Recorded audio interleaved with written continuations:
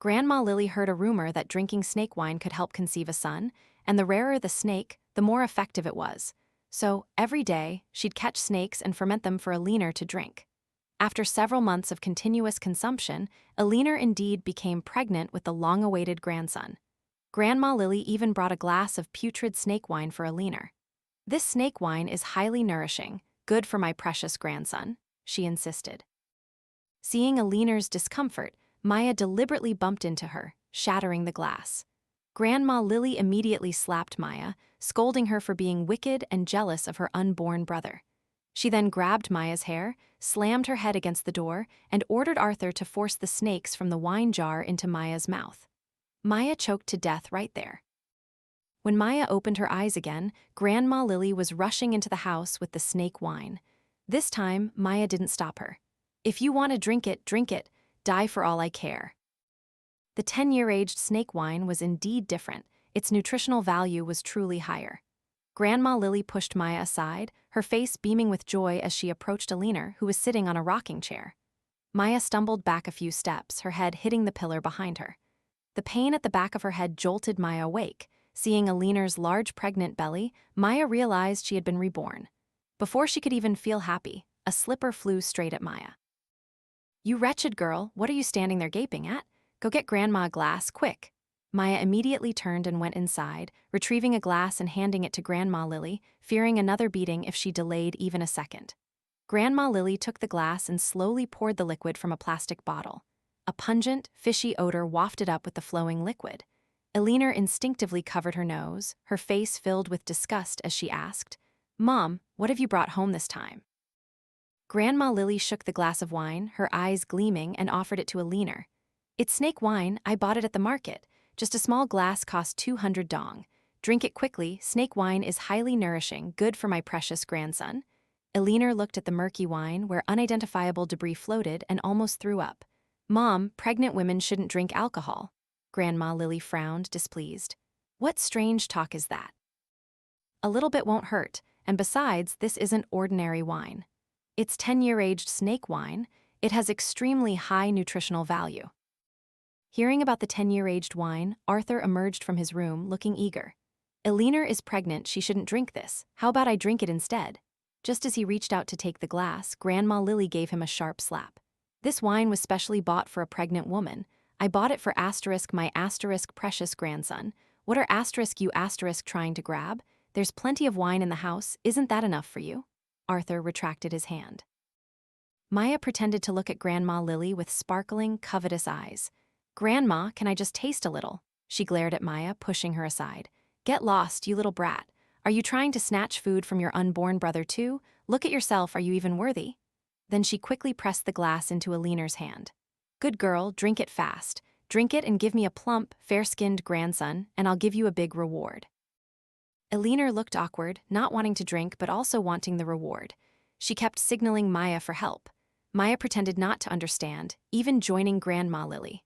"Mom, drink it and give me a little brother. Uncle's family has a little brother, I want one too." Sure enough, at the mention of her brother-in-law having a son, Alina immediately grabbed the glass and chugged it down in one go. As soon as she finished, she stood up about to vomit, but Grandma Lily covered her mouth, preventing her. "Don't waste it by throwing up." Alina had no choice but to try and swallow it down. After Alina finished, Grandma Lily opened the plastic bottle again, tilted her head back, and drank the last few drops at the bottom, muttering, "Such good stuff can't be wasted. Even these few drops are worth money." Because Maya didn't help Alina, and Alina didn't dare to get angry at Arthur, Grandma Lily directed all her frustration at Maya. Angrily, she threw a sickle at Maya. "Are you blind? We're out of pig feed, can't you see? Go out and cut some pig feed. If you don't cut enough for a whole cart today, don't even think about coming home." Maya picked up the sickle and went outside. She hadn't even cut half the grass when Auntie Lisa, our neighbor, rushed over. "Maya, stop cutting." "Hurry home, your mother's in trouble," Maya mumbled. "Yes," obediently, but inwardly she gloated. Retribution comes so quickly, Maya thought as she slowly made her way home. Alina was unconscious on the bed, the floor stained with blood.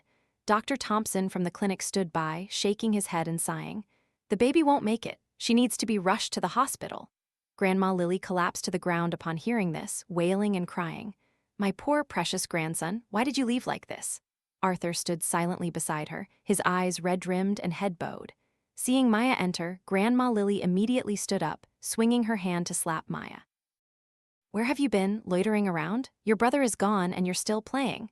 Maya covered her face, not saying a word, because she knew that whatever she said now wouldn't spare her a beating. A slap like this was still considered light. Auntie Lisa couldn't bear it anymore and spoke up for Maya. She went to cut pig feed. I had to go call her back before she'd come home.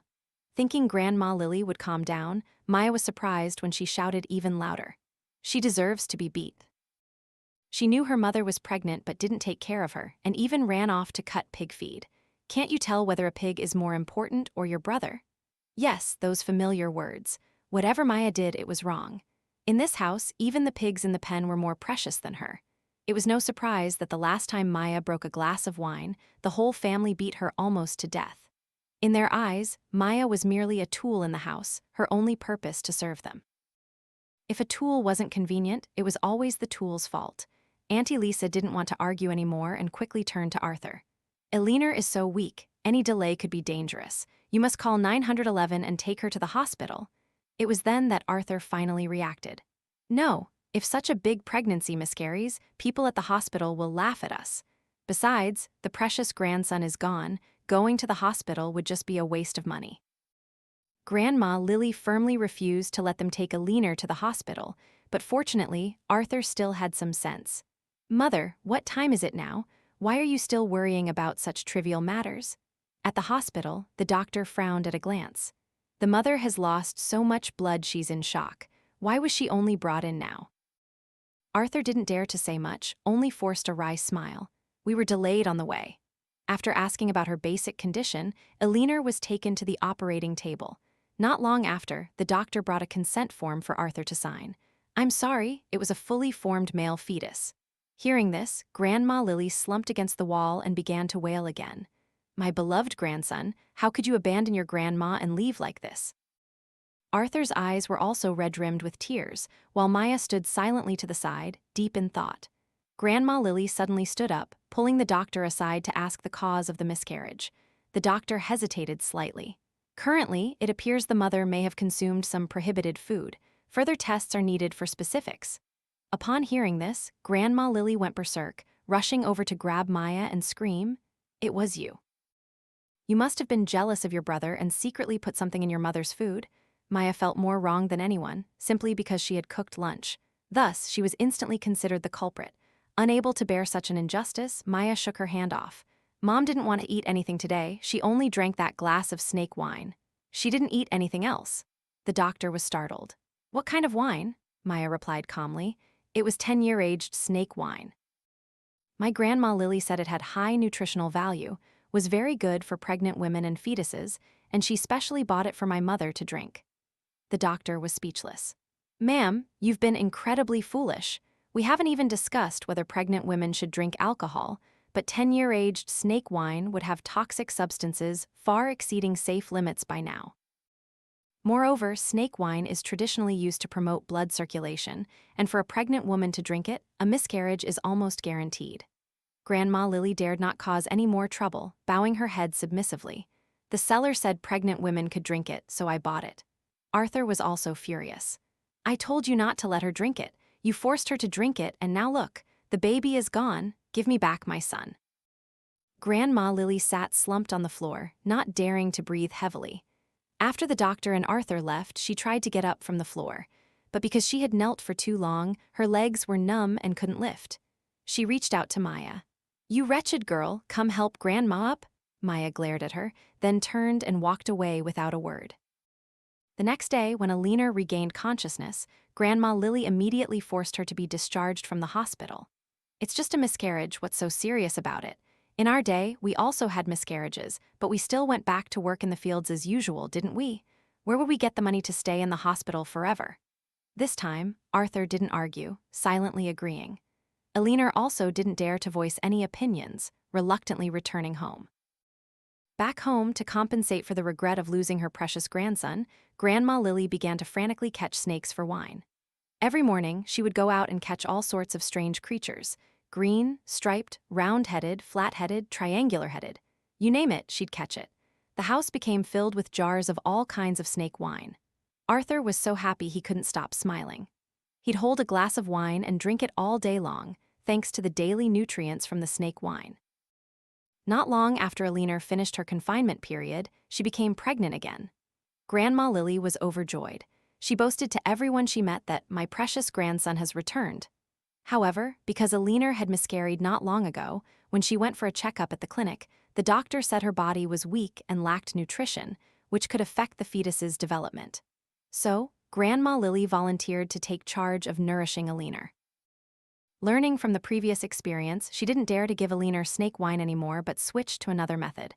Maya thought she would switch to truly nutritious foods like eggs and meat.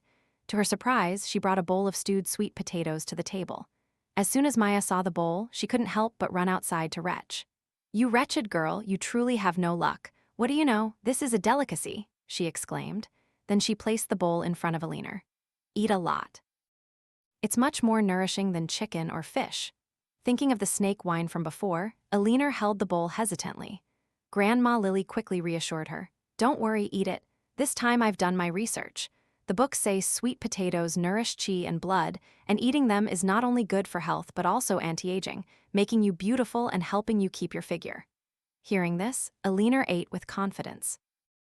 A few months later, Grandma Lily continuously changed dishes to nourish Alina. There were fried stewed potatoes, fried spider soup, all sorts of strange dishes. From initial skepticism, Alina gradually began to eat them with relish. If they couldn't finish, Arthur and Grandma Lily would finish them. As for Maya, ever since Grandma Lily started making those bizarre dishes, she wouldn't let Maya eat at the same table, afraid Maya would crave and compete for the good food with them. But Maya felt relieved. Just looking at those dishes, full of parasites and bacteria, made her nauseous, let alone eating them. Alina was nearing her due date, and after months of eating only strange, rich dishes, she was getting tired of them and asked Grandma Lily to change the menu. Grandma Lily thought for a moment, then grabbed a bag and went out. She returned shortly, threw the bag at Maya and said, "Go get a basin and deal with this." Maya opened the bag to peek inside. It was a dried snake. The memory of being force-fed live snakes in her previous life still haunted Maya to this day.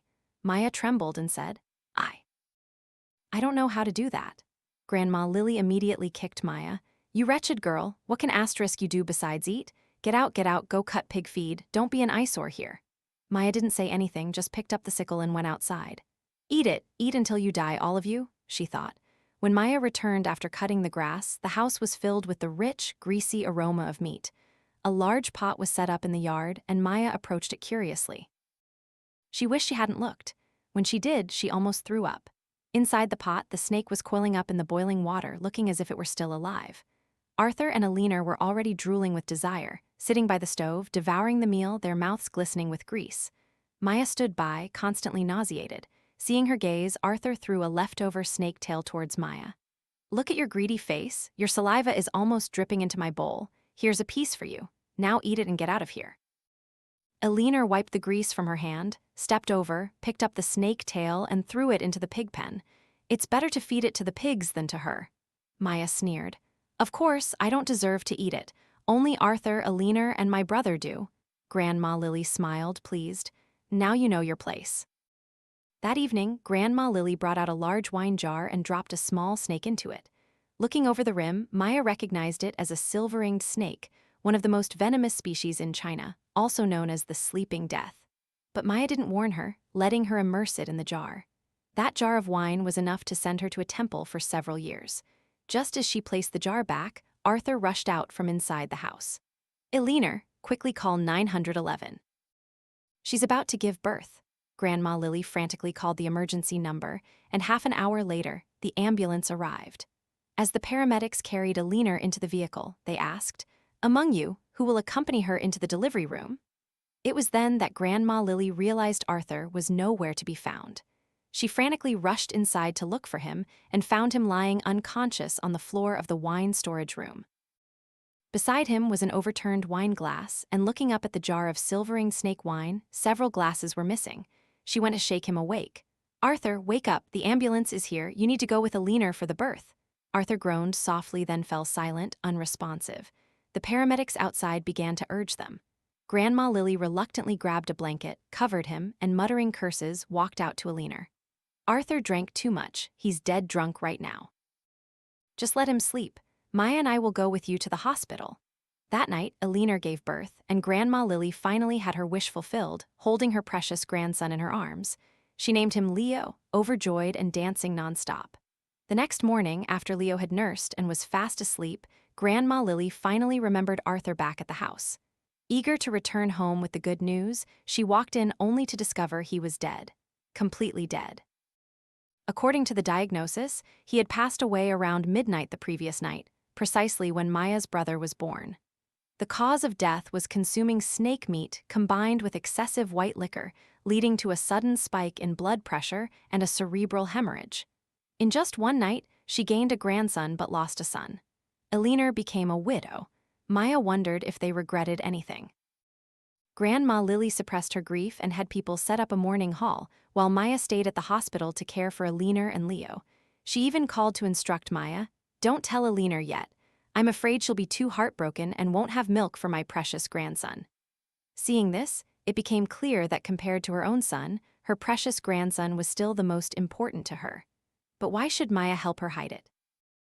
Thinking back on everything in this life and the last, Maya wished they would pay tenfold, 100-fold.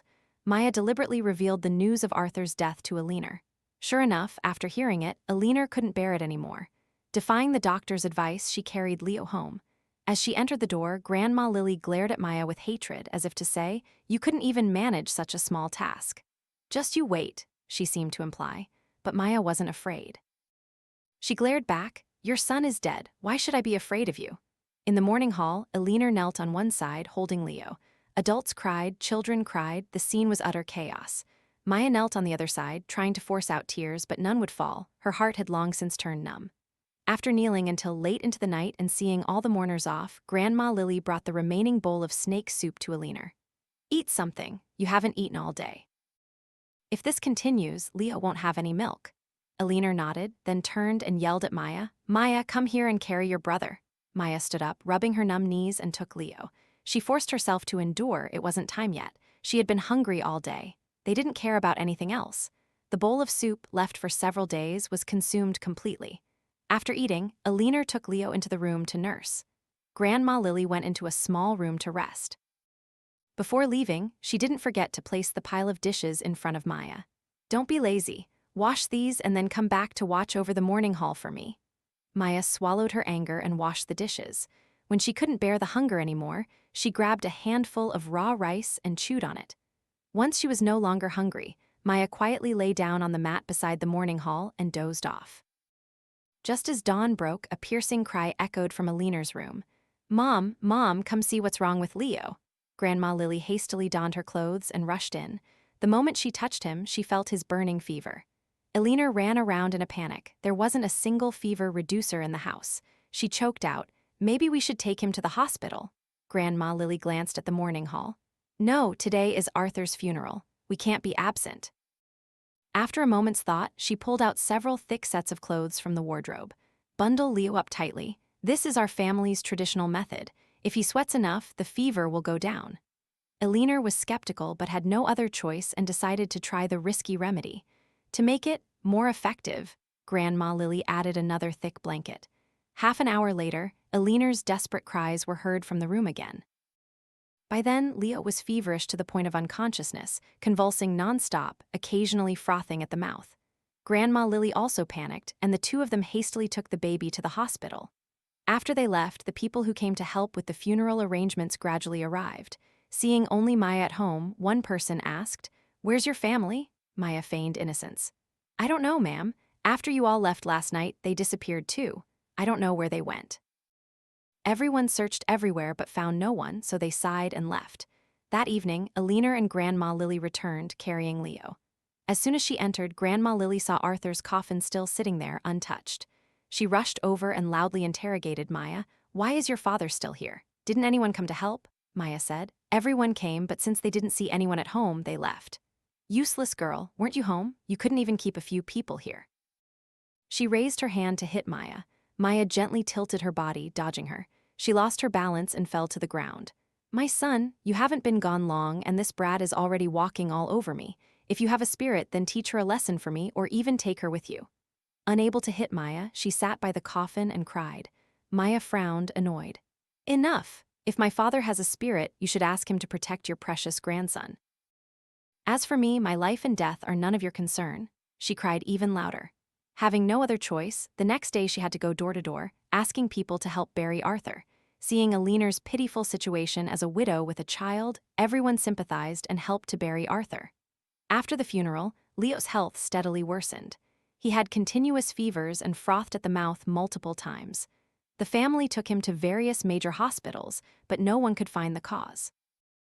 Aliner cried until her eyes were swollen, and then after another fever, she fainted again.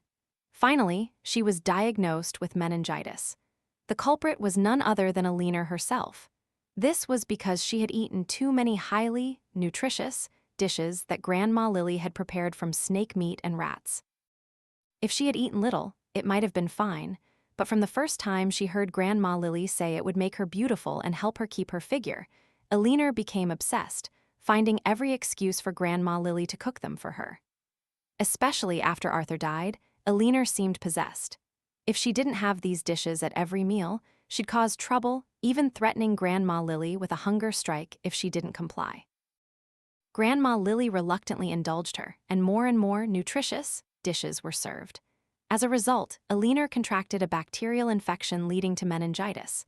Although it wasn't too serious for her, Leo bore the brunt of it, nursing milk contaminated with bacteria and toxins every day. A child's immune system is weak, and gradually his body couldn't cope. By the time it was discovered, it was too late. The prolonged high fever caused severe brain damage. The doctors weren't even sure if the boy could grow up healthy. Even if he survived, he would be developmentally disabled for life. Hearing this, Grandma Lily trembled with rage. Ignoring that they were in a hospital, she swung her hand and slapped Aliner. Still not appeased, she grabbed Aliner's hair and slammed her head against the wall. "It's all your fault, you greedy glutton. You ate too much. You killed my precious grandson." Aliner refused to back down. She grabbed Grandma Lily's hair and shouted back, "You wretched old hag, how dare you blame me? The food was brought by you. You served it. You are the real culprit." The two women lunged at each other, fighting right in the middle of the hospital, while onlookers enthusiastically raised their phones to record. Maya just stood watching with a mocking smile. Today's outcome. Both of them couldn't escape responsibility. Both were guilty. Maya bet if her father, under his grave, saw this scene, he'd be so angry he'd rise from the dead. A year passed. Leo was almost 2 years old but still couldn't speak or walk, crawling on the ground all day with vacant eyes. He would frequently relieve himself all over the house. Aliner would tell Maya to clean it, but Maya would pretend not to hear. Maya didn't care. If it stank, the whole family would suffer. If they wanted to be nauseous, they all would be nauseous. Gradually, Aliner also became lazy about caring for him and started focusing on her appearance. She'd put on makeup early in the morning and leave the house, returning late at night, showering, and then immediately falling asleep. Villagers began to gossip that she had rekindled an old flame with her ex-lover, Daniel, before marrying Arthur. The rumors reached Grandma Lily, driving her mad with rage. Day and night, she would run to Arthur's grave and cry, crying for his fate, crying for Aliner's promiscuity, crying for her poor grandson, and even crying for Maya's uselessness. But crying until her eyes were blind wouldn't change anything. After crying, she'd return home, still having to worry about food, clothing, and money for the whole family. The money Arthur had saved from his time working in the city had long been completely spent, and now they only relied on Grandma Lily's savings. But that money was also dwindling. She couldn't even afford milk for Leo anymore. Looking around the house, filled with snake wine jars, she pondered deeply. At market day, she loaded all the jars of wine onto a cart. At the market, she began to sell them, proclaiming, "My wine is made from precious ingredients. Drink it and you're guaranteed to have a son." Shoppers were skeptical, but she then recounted how Aliner had conceived 2 sons in a row. Not a few people were moved, pulling out money to buy some. Before long, more than half of the wine was sold out. She took the money to buy milk for Leo and rice and oil for the family. She even bought Maya a string of candied hawthorns for the first time. She shyly offered it to Maya. "Maya, this is the hawthorn candy you like. Eat it secretly, don't let your brothers see it." This was the first time in both lives, the first time she had ever thought of Maya when there was food. her intentions were too clear. Eleanor was no longer reliable, and Maya had naturally become the only one she and Leo could depend on. Unfortunately, it was too late. Maya took the string of hawthorn candy, turned around, and threw it directly into the pig pen. Kinship that comes too late is worth less than weeds. Another auspicious day arrived. Grandma Lily again took the remaining wine to the market to sell, but before she could sell anything, she caused a major disaster. It turned out there were very few buyers today, no one was even stopping to look. To attract attention, she intentionally displayed the jar of silver-ringed snake wine. As expected, when that wine was brought out, many curious people stopped to look. At their request, she opened the lid for everyone to smell. Unexpectedly, a reckless person not only smelled it but also reached in to dip a finger and taste a little. As soon as his hand went in, the silver-ringed snake in the jar bit him. No one expected the snake, after being submerged for so long, to still be alive. The victim immediately collapsed on the spot, and everyone quickly called for an ambulance. But the town hospital was too small and didn't have anti-venom. Before he could even be transferred to another hospital, the person died. The victim's family immediately reported it to the police. Grandma Lily's snake wine was sealed and confiscated, and she was sentenced to 5 years in prison. As soon as she was arrested, Eleanor heard the news and immediately ran away with her ex-lover, Daniel. Arthur was dead, Eleanor had left, and Grandma Lily was in jail. The large house was left with only Maya and Leo. The villagers took pity on them and helped admit Leo to a welfare institute. Maya should have been sent there too, but Auntie Lisa, our neighbor, volunteered to adopt Maya.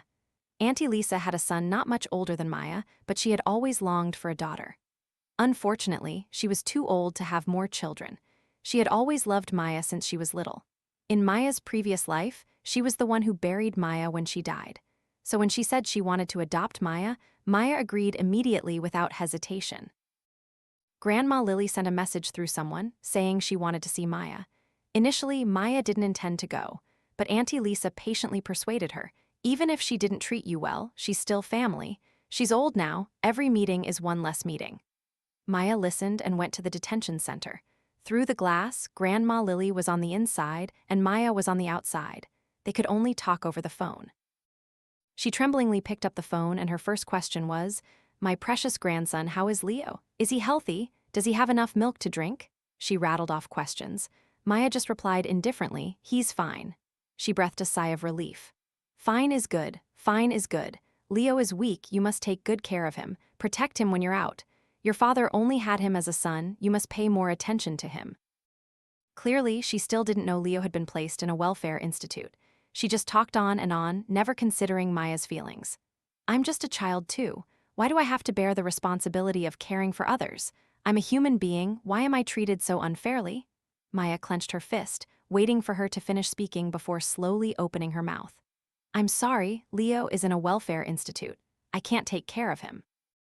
Moreover, even if I could, on what grounds should I care for him? Just because he's a boy, or because he stole everyone's love and affection?" Her face turned pale. "How can you say that? He's your biological brother. In this world, only the two of you share the same blood. Are you still jealous of your own brother? I know you harbor resentment, but for the sake of kinship, I beg you, promise me you'll take care of him." Maya was utterly disappointed. Even now, she still hadn't recognized her own mistakes. She still blamed everything on Maya. Maya just said 3 words, "I can't," and hung up. Grandma Lily angrily stomped her foot and pounded the glass, cursing vehemently. Maya guessed she was definitely screaming, "You wretched girl, just you wait. When I get out, I'll deal with you." 3 years later, Eleanor unexpectedly returned, bringing her old lover, Daniel. Everyone knew her intention for returning. The village was about to be redeveloped, and each household would receive houses and compensation money per person. The first thing she did after returning home was to take Leo out of the welfare institute. Her reason was that she feared the child would suffer, so she wanted to raise him herself. But she hadn't treated him well when he was at home before. After bringing him back, she went to Auntie Lisa, wanting Auntie Lisa to persuade Maya to return. But after all those years living together, Auntie Lisa regarded Maya as her own daughter. How could she let Maya go back to them? Eleanor refused to give up, declaring, "It's fine if Maya doesn't come back, but you must give me 80,000 dong. Consider it me selling her to your family." Auntie Lisa angrily cursed her directly. "Even a fierce tiger doesn't eat its cub." And you're demanding to sell your daughter in broad daylight. Elena barely paid attention. I gave birth to her. I can do whatever I want with her. Just because Maya came out of her womb, she believed she had absolute rights over Maya, to sell her or kill her as she pleased.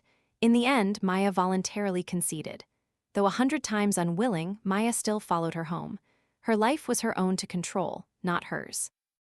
Upon returning home, she wanted Maya to be like Arthur before, serving them food and drink, bathing and cleaning. But Maya was no longer the obedient, timid girl of the past. If she didn't cook, she'd go hungry. Anyway, she was used to being hungry many times before. If she didn't care for Leo, she'd just let him make a fuss. When he got tired of it, he'd quiet down on his own. They couldn't do anything to Maya. They had to do it themselves, muttering curses as they worked. As the day for receiving the redevelopment compensation drew near, Elena was confident that everything was in her hands. She not only registered her marriage with Daniel, but also openly let him move in. The two were openly affectionate and scandalous every day, staying up all night and sleeping through the day. Seeing their confidence, Maya wondered, could I lose to them again? Until one night, Maya overheard their conversation. Daniel said, "This time, we're definitely going to make a fortune. Once we get the money and houses, sell the house immediately. Then we'll go live in the city and let no one bother us." Elena hesitated for a few seconds. Should we take Leo with us this time? Even if he's mentally disabled, he's still my child. I don't feel right abandoning him. Daniel exploded. Leo is nothing but a burden. Do you know how much it costs to raise a child like that? Don't forget that indebted girl is still around. Just leave Leo for her to look after. I don't believe she won't take care of her brother. Even if she doesn't, surely the government won't just let him starve to death. Elena tried to say more, but Daniel cut her off. Don't be so wishy-washy. That's how it's going to be. Otherwise, we'll just have another baby. Leo was officially considered disposable. Maya secretly recorded the entire conversation, then quietly returned to her room and lay down to sleep. Heaven has eyes. If there's an opportunity, why shouldn't I seize it? The next day, as Maya was plotting how to bring them down, Grandma Lily was unexpectedly released from prison. Due to her advanced age and weak health, she had been granted early parole. At that moment, Daniel and Elena were still being affectionate at the dining table. Given Grandma Lily's previous character, Maya expected her to storm in, tear into them, and kick them both out, but she was mistaken. Grandma Lily walked past them as if she didn't see anything, going straight inside to look for Leo. Such a good drama scene missed. Maya tightened her grip on the recording, suddenly devising a plan. That evening, when they were out, Maya secretly gave the audio recording to Grandma Lily. After listening, she briefly flared with anger but still tried to deny it. Do you think this old woman is truly blind? Don't try to fool me with petty tricks. That useless mother of yours wouldn't dare to cross me, even with 100 guts. Don't think I don't know what you're doing. You've cooked up this scheme because you want me to kick them out so you can have the house all to yourself, don't you? Forget it. Even if I die, don't you dare hope to get an inch of the Lin family's land. Maya looked at her indifferently. Believe it or not, it's up to you. When everything's sold off, don't expect me to step in and help. Her eyes wavered, but she still refused to admit her mistake. Perhaps she was afraid that the precious grandson she poured all her love into was not her own flesh and blood, afraid the truth would be exposed, bringing shame upon her.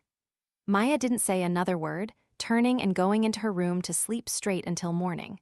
Waking up hungry, Maya opened her door to the kitchen. The family was chatting happily. Grandma Lily even actively encouraged Elena to have another child with Daniel, promising to raise it. She even promised that if it was a boy, she would transfer all the house and land to them. Elena thought Grandma Lily had truly changed her ways and nodded repeatedly, promising to be filial in the future. But that day never came. Both of them died. Maya didn't know where Grandma Lily pulled it from. The hidden snake wine bottle from long ago with the familiar saying, "Drink it and you're guaranteed to have a son?"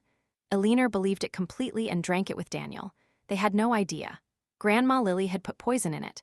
Drinking it meant certain death. Leo almost lost his life too, but in the end, she couldn't bring herself to do it and spared him. The police came to the house once again, this time taking both Grandma Lily and the bodies of the other two. Before she left, she handed Maya the property deed, as if she had finally accepted Maya as the sole surviving bloodline of the Lin family. But she would never know that Maya wasn't a Lin descendant either. Leo and the unborn child were both Daniel's children. Whether it was the person she loved or the person she trampled upon, no one was truly Lin family blood.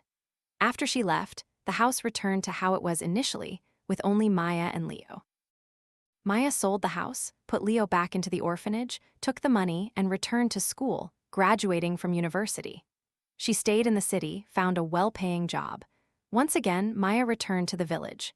She came back to take Auntie Lisa's family to live with her in the city. As the car passed through the village gates, a mentally disabled child, drooling and covered in mud, was playing with other children.